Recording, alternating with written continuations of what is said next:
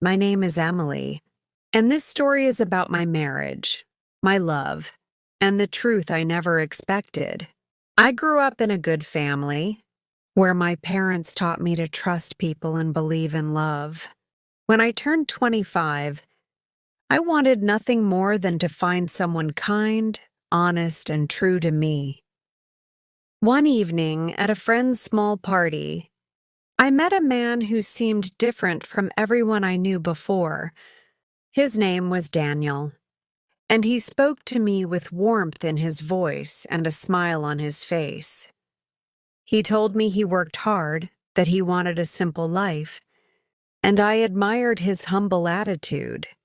The way he looked into my eyes made me feel like I was finally seen and truly understood. After that evening, Daniel started calling me, and his messages every morning made me smile all day. He asked me about my favorite books, my dreams for the future, and even my fears and secrets. I felt close to him quickly, as if he was not a stranger but someone I had known forever. My friends noticed the way I glowed whenever I spoke about Daniel, and they teased me about love. He told me I was special, that I deserved happiness, and I believed his words completely at that time. Soon we began going on long walks, holding hands, and talking about life as if we were one soul. My parents liked Daniel too, because he was polite, respectful, and always tried to impress them with kindness. One afternoon, Daniel surprised me by kneeling down and asking me to marry him in front of everyone. Tears filled my eyes as I said yes, believing my heart had found the one it was waiting for. We planned a small wedding, nothing too big but full of love, laughter, and dreams of our future. On the day of our wedding, he held my hand tightly and whispered, "We will be happy forever, Emily." I believed every word because I thought he married me for love, the same reason I married him. At that moment, I had no idea that behind his sweet smile, his heart was chasing something very different. After the wedding, our life together started sweetly, but soon I noticed little changes in the way he behaved. Daniel stopped, asking me about my dreams, and instead asked me many questions about my savings and accounts. At first I laughed, thinking maybe he was only curious, but the questions kept coming again and again. One evening he said, "Emily, you have a good salary. Maybe we should put all the money in my account." His words made me uncomfortable, but I trusted him, so I smiled and said, "Let's talk about it later." Instead of helping with household expenses, Daniel started spending more time planning how we could use my earnings. I noticed he no longer brought me flowers or wrote me sweet messages. He only spoke about bills and money. When we went shopping, he pushed me to buy expensive things for him, saying, "Don't worry, you can afford it." My heart began to feel heavy, because love suddenly looked more like a business deal than a marriage promise. I asked him one night, "Daniel, do you love me, or do you only love what I can give?" He laughed loudly and replied, "Of course I love you, but life is easier with money, don't you agree?" Those words kept echoing in my mind, and for the first time, I started doubting the man I married. Instead of feeling safe in his arms, I felt like a bank he wanted to control for his desires. Sometimes he would go out late, and when I asked, he said, "Don't worry, I am planning our future." But deep inside, my heart whispered that something was wrong, and the man I loved was changing fast. One afternoon, I checked his wallet by accident and found receipts of expensive clothes and watches I never saw. When I asked him, Daniel became angry and shouted, "Don't check my things, Emily. You don't trust me enough." I felt hurt because all I ever did was give him love, trust, and now also my money. Our nights became quiet, filled with heavy silence, because I could no longer ignore the truth staring at me. The man I married for love was slowly showing me that his heart belonged to money, not to me. Weeks passed, and my heart grew heavier, because every conversation we had circled back to one thing: money. He asked me to sell a piece of land my parents gave me, saying, "We can use it for business." I told him that the land was my father's gift, something special to me, but he kept pressuring me every day. His sweet smile was gone, replaced by impatience whenever I refused to give him more of what I owned.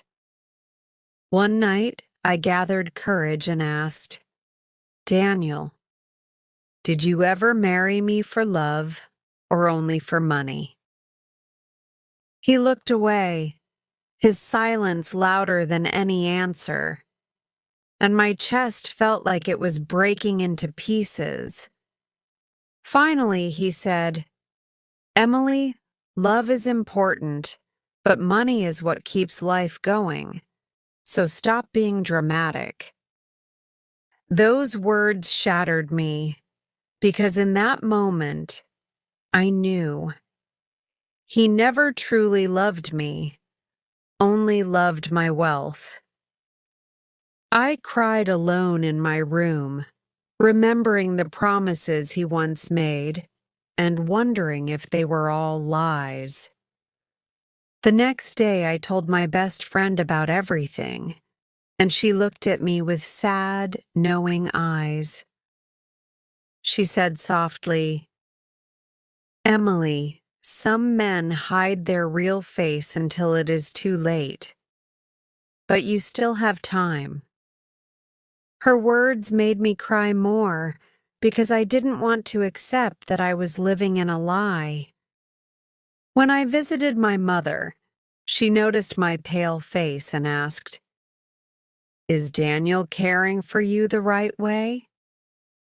Tears spilled before I could speak, and then I told her everything: the pressure, the lies, and my broken trust.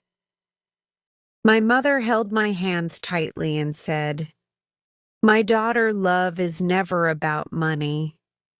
You deserve respect." Her words gave me strength, but my heart was still torn, because leaving him meant breaking my own dreams. At night I lay awake, staring at the ceiling, asking myself, do I stay and suffer or walk away?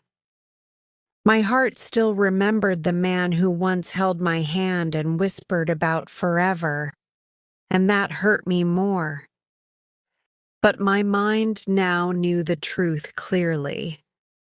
If I stayed, I would lose myself piece by piece, every day. The choice was heavy, but I began to understand that sometimes leaving is the only way to save your soul. The next morning, I looked in the mirror and saw a woman who was tired, broken, but still alive inside. I whispered to myself, "Emily, you cannot keep pretending this is love, because true love does not hurt like this." When Daniel came home, I sat him down and said calmly, "We need to talk about our marriage honestly today." He looked surprised but agreed, and I told him, "I gave you my heart, but you only wanted my money." For a moment he was silent, and then he said, Without money, life is hard. I thought you would understand. Those words cut deeper than any knife, because he admitted openly what I feared in my heart for months. I said softly, "Daniel, I married you for love, not for comfort, not for your lies, only for love." He laughed bitterly and said, "Love alone cannot pay the bills, Emily. Be practical and stop living in dreams." Tears filled my eyes as I replied, "I would rather live poor with true love than rich with betrayal." That night I packed my clothes, not because I wanted to, but because my soul could not stay anymore. I left the house quietly, holding my suitcase in one hand and my dignity in the other hand. The air outside felt cold, but it was also free, and for the first time I could breathe deeply. When I reached my parents' home, my mother hugged me tight and whispered, "You are safe here, my child." I cried into her arms, not just out of pain, but also from relief, because I finally chose myself. In the days that followed, Daniel called me many times, begging me to return, but I never picked up. He left messages saying, "We can fix this, Emily. Just give me another chance. I need you with me." But my heart already knew the truth. He did not need me. He only needed the money I could give. So I deleted his messages, blocked his calls, and told myself, "Emily, you deserve better. You deserve real love." This experience broke my heart, but it also opened my eyes to see the difference between love and greed. I married him for love, but he wanted only my money. And from that pain, I learned to value myself.